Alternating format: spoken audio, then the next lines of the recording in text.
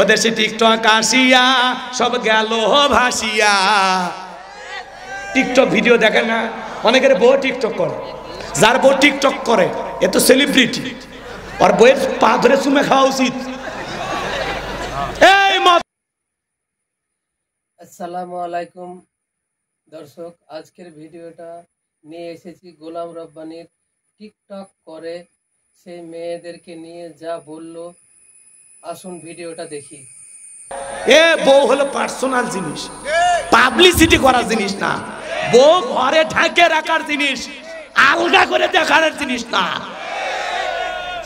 অসভ্য কোথাকার, ভালো হয়ে যা, ভালো হয়ে যা। বইয়ের ছবি ফেসবুকে ছাড়ে, এর চাইতে পাগলা আছে? যারা বইয়ের ছবি ফেসবুকে ছাড়ে এদের রুচিতে দুর্ভিক্ষ করছে, এর মগজে কুত্তে পেশাব করছে। তোর বইয়ের ছবি ফেসবুকে কেন রাগ করছেন আপনারা? একটা মেয়ে ভুল করে রং নাম্বারে মিস কল দিলে তুমি পাগল হয়ে যাও। 17টা সিম কার্ড পরিবর্তন করে কল দেয়, হ্যালো। মেয়েটা বলে ভাইয়া সরি, ভুল করে আপনাকে কল দিছি। কয় না, কেন নিভানো এখন চালাইনি, এখন ভালোবাসা দিবি কিনা বল। একটা মেয়ের কণ্ঠ পেলে তুমি আমি পাগল হয়ে যাই। রাত 3:30টায় কুড়িগ্রামের এক মহিলা আমারে ফোন দিয়ে বলে হ্যালো তুমি কে সোহেল? আমি তখন বললাম না, আমি একটা হুজুর মানুষ। কয় ঢং করো না, রাত চলে গেলে আফসোস করবে। ও কি তাহাজ্জুদ পড়ার জন্য ডাকতে চায়? এই মোবাইল যুব সমাজকে নষ্ট করছে। এই মোবাইলের ওজন কম, কিন্তু এই মোবাইলের মাধ্যমে পাপের ওজন কম না বেশি? সারা রাত ঘরের দরজা লাগাইয়া উল্টাপাল্টা ভিডিও দেখ, কথা কয় না গো। মা বাপ যখন দরজায় নক করে বলছো কি করিস, বাংলাদেশে যুদ্ধ হয়েছে 1971 সালে, তখন পড়ার ভান করে। আবার যখন মা বাবা চলে যায় আবার ল্যাপের ভিতর কম্বলের ভিতর কথা কয় না। বগুড়ের ছেলের অবশ্য টাচ মোবাইল কিনিনি, এরা ভালো। এই মোবাইল যুব সমাজের চরিত্র ধ্বংস করছে। প্রত্যেকটা মা বাবার উচিত ছেলে মেয়ের বিবাহের আগ পর্যন্ত কোনো ফোন দেওয়া, আর দিলে বাটন বাটন এটা কথা কন নাকি আপনারা? কারণ মোবাইল যুব সমাজের চরিত্র ধ্বংস করছে।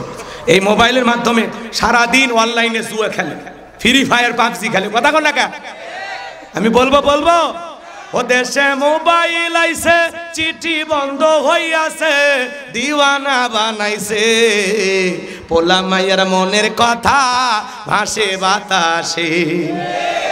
বলবো রাগ করবে না তো? ও দেখো পোলা পানের মন বাদা ফেসবুকে এখন, ও দেখো পোলা পানের মন বাদা ফেসবুকে এখন, মোবাইলে চ্যাটিং কইরা কাটায় সারাক্ষণ। এই মোবাইল পাইয়া দেখো মদনের মাইয়া, এই মোবাইল পাইয়া দেখো মদনের মাইয়া কি কাণ্ড ঘটাইছে, স্বামী সংসার রাইখা নাকি পালাইয়া গেছে। 2 বাচ্চার মা, 4 বাচ্চার মা পরকীয়া প্রেম করে পালিয়ে যায়। আপনাদের এলাকা অবশ্য যায়নি, বগুড়ায় এটা শোনাই যায় না। বগুড়ার নারীরা পরকীয়া করে না, ছেলেরাও করে না। এরা সব জিন্দা শাহজালাল আর রাবিয়া বসি। কথা কন না, কথা কন। রাগ করতেছেন মনে হয়, মন খারাপ করবেন না। এরকম পালায় যা আছে না কথা কন। স্বামী সংসার আইখা নাকি পালাইয়া গেছে। কথা কন ঠিক কিনা? ও দেশে মোবাইল আইছে, চিঠি বন্ধ হইয়াছে, দিওয়ানা বানাইছে, পোলা মাইয়ার মনের কথা ভাসে বাতাসে। ও দেশে টিকটক আসিয়া সব গেল ভাসিয়া। টিকটক ভিডিও দেখে না, অনেকের বউ টিকটক করে, যার বউ টিকটক করে এ তো সেলিব্রিটি, আর বইয়ের পা ধরে চুমে খাওয়া উচিত। এই মতন অফিস, তোর বউ টিকটক করে সুন্দর চেহারা মানুষকে দেখায়, তোর তো কচুর সাথে ফাঁসি দিয়ে মরা উচিত রে। তোর রুচি এত খারাপ, তোর বউ সারা দুনিয়ার মানুষ দেখায়। এ বউ হলো পার্সোনাল জিনিস, পাবলিসিটি করার জিনিস না। বউ ঘরে ঢাকে রাখার জিনিস, আলগা করে দেখার জিনিস না। অসভ্য কোথাকার, ভালো হয়ে যা, ভালো হয়ে যা। বইয়ের ছবি ফেসবুকে ছাড়ে, এর চাইতে পাগলা আছে? যারা বইয়ের ছবি ফেসবুকে ছাড়ে এদের রুচিতে দুর্ভিক্ষ করছে, এর মগজে কুত্তে পেশাব করছে। তোর বইয়ের ছবি ফেসবুকে করছেন আপনারা? বলবো রাগ করবে না? হ্যাঁ, মেয়ে মানুষ নুডলস রান্না করতে স্যার কয় হ্যালো গাইস দেখেন কিভাবে নুডলস রান্না করতে হয়। প্রথমে আপনারা একটু সয়াবিনের তেল দেবেন, এরপরে তেজপাতা দেবেন, তারপর আমাকে একটা সর মারবেন। হ্যাঁ, তো টিকটক করে বাই করে দেবো। এরকম টিকটকার বউ যারা পাচ্ছেন, বউ সাবধান করে দেন, আর টিকটক আইডি গায়েব করে দেন। এই আপনার বউ টিকটক করবে কেন? বউ কাছের জিনিস, একা দেখার জিনিস, পার্সোনাল জিনিস, এটা শেয়ার করার মতো না রে ভাই। সিগারেট খাই একটা শেয়ার করে আর একটা বন্দুক টান মারবে দেওয়া যায়, কিন্তু বইয়ের ক্ষেত্রে নো চান্স। ওটা আমার জিনিস।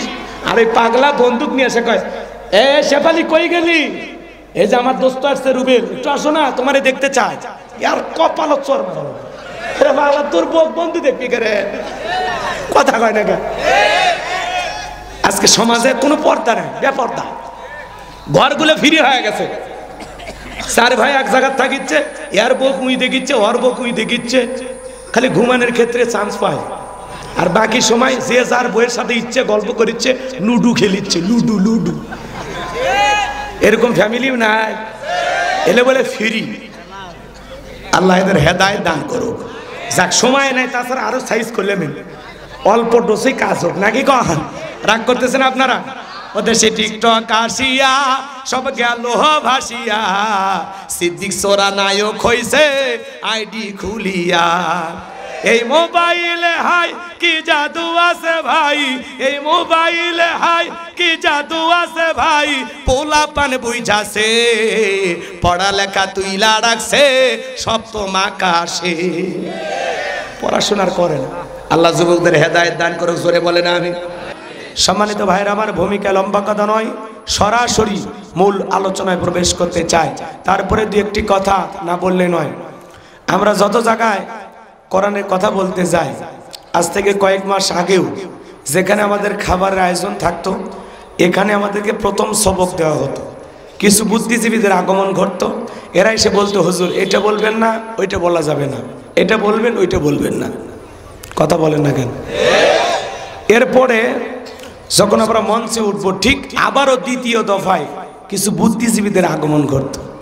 এরা এসে আমাদেরকে বুঝাইতো হুজুর এলাকাতে মোটামুটি আমরাই সব, আমরাই ওয়াজ যা করবেন করবেন, খবরদার নেত্রীর বিরুদ্ধে যেন কোনো কথা না যায়।